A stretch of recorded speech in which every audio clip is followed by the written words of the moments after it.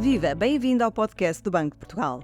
O meu nome é Maria João Gago e hoje vou falar com as economistas Charmine Saed e Cláudia Brás sobre as diferenças salariais entre os trabalhadores da administração pública e os do setor privado. O pretexto desta conversa é a primeira edição do Políticas em Análise, uma nova rúbrica do Boletim Económico que com regularidade vai passar a analisar medidas de política económica. Na edição de junho, o tema que mereceu a atenção das nossas convidadas foi o diferencial salarial entre os setores público e privado em Portugal. Charmine e Cláudia, muito obrigada por terem aceitado este convite.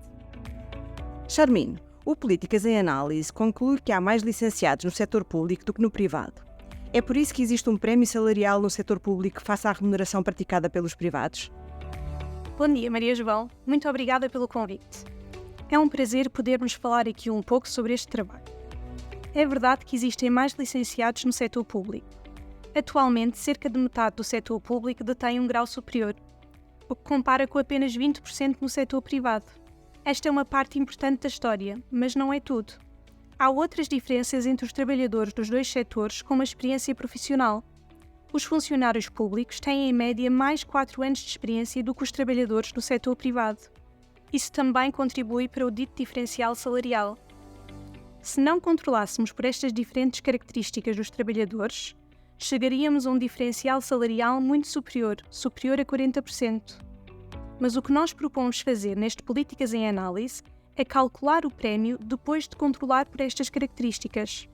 Ou seja, quanto é que seria o prémio salarial se comparássemos trabalhadores do mesmo género com a mesma escolaridade e experiência? A conclusão a que chegamos é que o prémio que sobra, ou seja, que não se explica pelas diferenças na escolaridade ou experiência, é de cerca de 11% no período mais recente. O diferencial de salário entre os dois setores tem vindo a diminuir. Por que razão? Este é um fenómeno exclusivo de Portugal?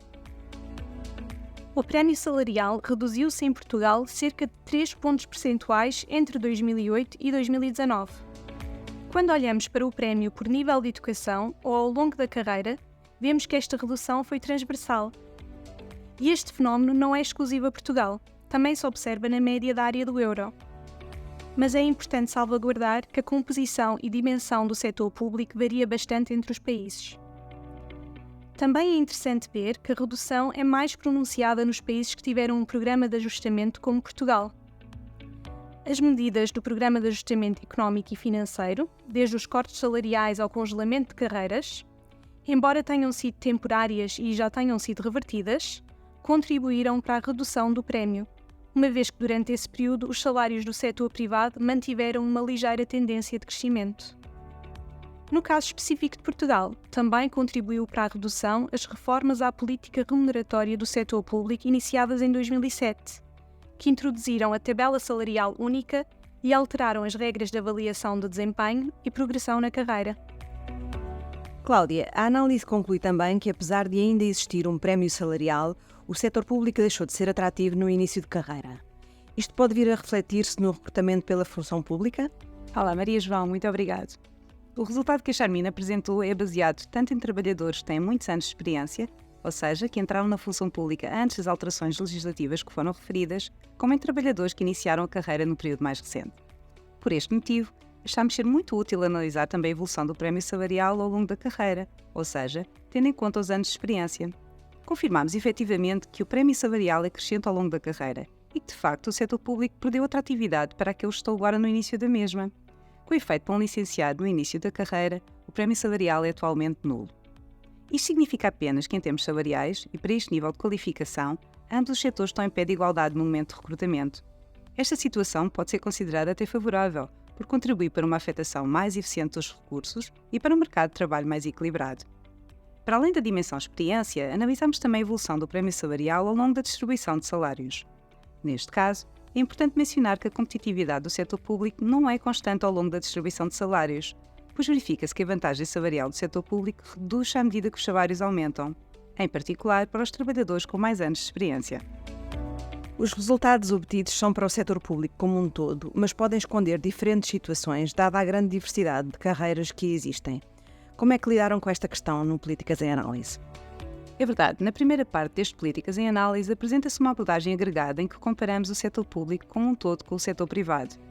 Sabemos, no entanto, que esta análise agregada é limitada em particular por existirem funções exclusivas a cada setor.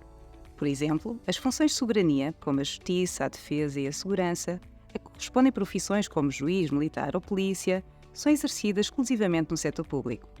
Assim, para analisarmos carreiras mais homogéneas, focamos numa segunda parte das políticas em análise uma carreira específica da função pública, a carreira geral técnico superior. Para esta carreira, construímos uma trajetória salarial hipotética para um trabalhador admitido em 2009, considerando as regras em vigor e assumindo um desempenho médio. Esta trajetória salarial é comparada com a dos licenciados no setor privado, que iniciaram a sua carreira no mesmo ano. Concluímos com esta análise que a trajetória salarial hipotética de um técnico superior, admitido na função pública no período recente, é mais desfavorável que a do licenciado no setor privado. Com efeito, verificamos que não existe prémio salarial no início da carreira, isto quando comparamos com um licenciado em profissões qualificadas no setor privado. E a progressão nos 12 anos de carreira que consideramos é substancialmente mais lenta. No final, o salário deste trabalhador no setor público fica quase 30% abaixo do equivalente no setor privado. Por fim, construímos ainda trajetórias salariais hipotéticas ao longo de 40 anos para duas carreiras da função pública, técnico superior e professor, e concluímos que, mesmo dentro da função pública, as perspectivas de evolução salarial são muito distintas, existindo, portanto, uma grande diversidade de situações. Charmine e Cláudia, muito obrigada por nos terem explicado as diferenças entre as dinâmicas salariais da administração pública e do setor privado. O Boletim Económico de junho, que acaba de ser divulgado, está disponível em bportugal.pt. No site pode encontrar também o restante trabalho de investigação económica produzido pelos economistas do Banco de Portugal. Siga-nos no Twitter, LinkedIn e Instagram.